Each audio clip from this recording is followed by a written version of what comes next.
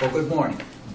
My name is Peter Nielsen, and I'm president of the Maine Municipal Association and manager for the town of Oakland. We want to thank you for joining us here today. The Maine Municipal Association, as you know, is a non-profit, non-partisan membership organization that provides a wide range of professional services to towns and cities all across the state. It's important to emphasize that MMA does not endorse candidates for governor, nor do we contribute money to candidates' campaigns. Our members belong to the MMA on a voluntary basis, and we're proud to say that 487 of Maine's 492 municipalities currently belong. The MMA board and all of our municipal members know firsthand the importance of cooperation between municipal and state government. That's why every 4 years we reach out to the candidates for governor with this opportunity to engage in discussion about the nature of the state-local relationship and matters of public policy that are important to Maine's municipal leaders. I'd like to now begin the interview with this opening question. Why are you running for governor? Please tell us what motivates you to run for governor and identify the major goals you would like to achieve over the next 4 years if elected in November. I'll run through them very quickly. The first is very personal.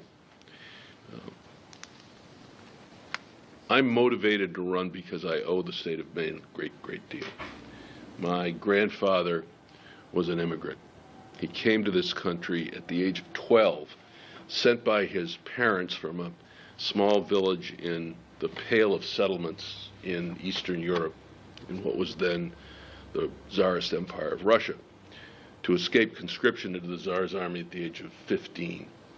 He was 12 when his parents sent him alone in steerage on a ship bound for Halifax, Nova Scotia. He had no money, he spoke no English, he had no family. Someone in his village, before he left, had said to him, when you get to North America, go to Bangor. No real explanation for that other than the fact that someone in his village had said there's opportunity there, and we've heard that from cousins and relatives and so forth. He arrived in Bangor as a 12-year-old in 1889, and he spent the first 7 years of his life in North America walking as a peddler from Bangor to Calais on Route 9. On the airline. Back and forth for 7 years. He ultimately met the woman who became my grandmother. He opened a small store on Exchange Street in Bangor, which he lost in the Great Depression. He and my grandmother had 3 daughters. The oldest, Catherine, was my mother. All 3 of them went to college and got advanced degrees in the 1930s. That was substantial equality of opportunity. That's what Teddy Roosevelt talked about in his Square Deal speech. Substantial equality of opportunity. Not that we guarantee anyone's success in this country, but we guarantee to everyone an opportunity to make the most of his or her potential as a human being. My grandfather had that opportunity, my mother had that opportunity, and I had that opportunity. And too many of us in the state of Maine today don't have it. And I am running, in part, to try to restore that. And finally, I believe that the partnership among federal, state, and local governments, a partnership which has survived now for hundreds of years, traversing problems and opportunities, strains over time, is breaking. And we can see it breaking in this state right now. It is fundamentally broken between the government of the state of Maine and the governments of our towns and cities, which you all represent. It is fundamentally broken. And it is being strained and stressed between the state of Maine and the government of the United States. And I aim to restore that partnership. I aim to restore the economy and economic growth, and jobs and opportunity in this state, and I aim to restore to every man, woman, and child in this state the substantial equality of opportunity that Teddy Roosevelt talked about. That's why I'm running. Thank you. That's a nice segue into the first question from our board, and that would be Abe Addison, who is a selectman in Leeds. Actions taken and attitudes expressed in the State House in the last two administrations have generated a basic question municipal officers want to ask all candidates for governor, senator, and representative. Please describe your vision of the appropriate relationship between state government and municipal government under your administration, and what concrete steps will you take to make that vision a reality? Thanks, Dave. I'll get to the concrete steps in just a moment. Let me start with context. I just said a few minutes ago that I deeply believe in the partnership, and in this case, the partnership between the state of Maine and our towns and cities. And I promise you, and I promise every one of you, that I will be your partner. I will not be your enemy. I respect Maine's home rule constitution. I respect and indeed highly value the fact that in Maine, people who live in our towns and cities have a great deal of responsibility from electing their own leaders, making their own decisions. At the same time, though, we are a state of 1,300,000 people. We're responsible for a vast piece of real estate in which, for the most part, very few of us live. We have a population in Maine that is about the size of Greater Buffalo, New York, or Greater Memphis, Tennessee. That's it. And so our towns and cities and our state government must have a partnership where the resources that are available in the state are applied in a efficient, fair, cost-effective way to improve our lives and create the kinds of opportunities I spoke about a few minutes ago. Local governments have one option to raise money, essentially, and that's the property tax. And local governments have depended on assistance from the state in revenue sharing and in funding for schools to make it possible to deliver the services that local governments need to deliver to their constituents and residents. We now raise in the state of Maine in property tax collections about $2 billion. 65% of that goes directly into schools. Another 7% goes to counties. That leaves 28%, roughly, about $420 per capita in the state of Maine to pay for local services. And as that amount of money has been shrinking and shrinking and shrinking, the burden on state and local government has been getting greater and greater and greater. Now, that may solve some political and budget problems for the state of Maine, but it creates enormous problems, not only for towns and cities, but the people who live in them. You each have copies of a property tax relief plan and an education plan that we have proposed to put into effect when I'm elected governor. It will reduce property taxes by 20 to 40% for median Maine resident homeowners.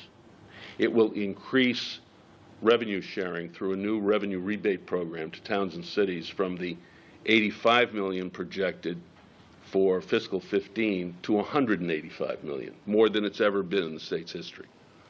We're going to increase funding, state funding for education by $75 million.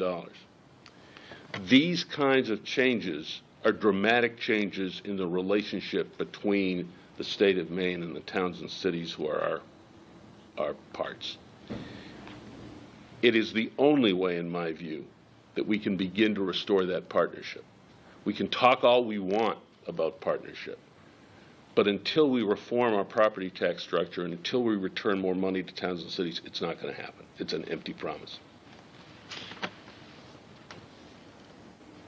This is a related question submitted by Skip Day, a veteran municipal manager, range rider for this organization, and currently the interim manager for Stockton Springs. Please describe the relationship you would like to establish between the governor's office and the legislature. You know, I'm going to start with this. I like legislators. I like people. And I think that, and I really believe that anyone who runs for the legislature in the state of Maine, or for that matter, who runs for town or city council or the select board, does so because they want to solve problems. They want to help us all succeed. It's what a lawyer would call a rebuttable presumption. There are times and circumstances when your assumptions about someone may get disproven, but fundamentally I believe that. I believe they're good people who want to help. I think for the last 11 years, there's been an absence, indeed a vacuum, of positive leadership in Augusta.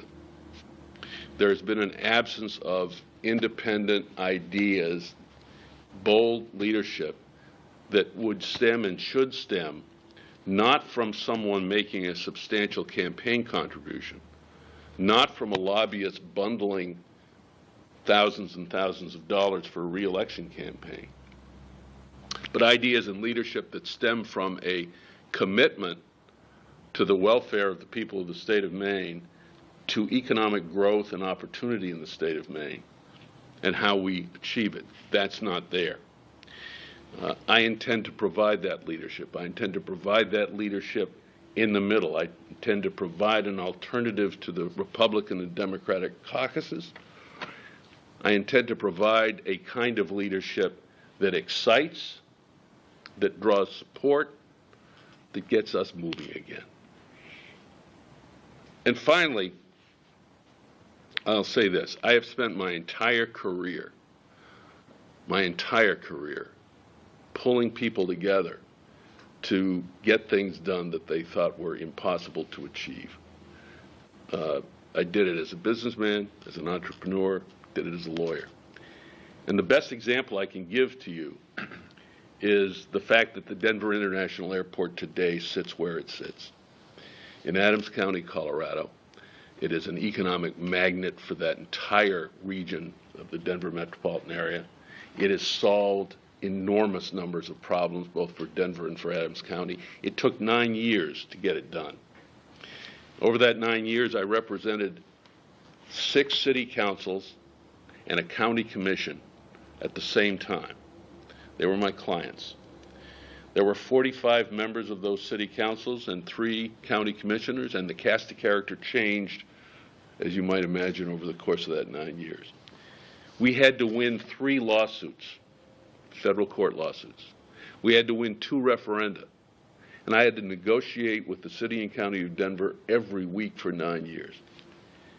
And the hardest job of all was not winning the lawsuits. It wasn't winning the referenda. It wasn't even negotiating with the city and county of Denver. The hardest job of all was keeping those 45 clients, those 45 individual members of city councils and county commissions, focused on the same ultimate goal. And we got there. And when we do that in the state of Maine, when we keep our eyes fixed on what our objectives are for all of us, we're going to turn the state around. It's the greatest turnaround opportunity in the country today, this state right now. And together we can do that. Thank you. And as a further follow-up, some people believe that the leadership style and tone that a governor sets are important to our communities and the entire state in establishing a positive environment for economic development and enhancing a perception of Maine in the United States and abroad. Do you think that style of leadership plays an important factor in the ability of the governor to achieve established goals? Please describe your style of leadership and describe how your particular approach would come to be recognized by the citizens of Maine and elsewhere? You know, I come at this job, which is really the CEO of the most complex, biggest, complicated organization in the state of Maine. I come at this challenge with confidence, with a sense of the importance of collaboration, with an experience in reaching compromises that work,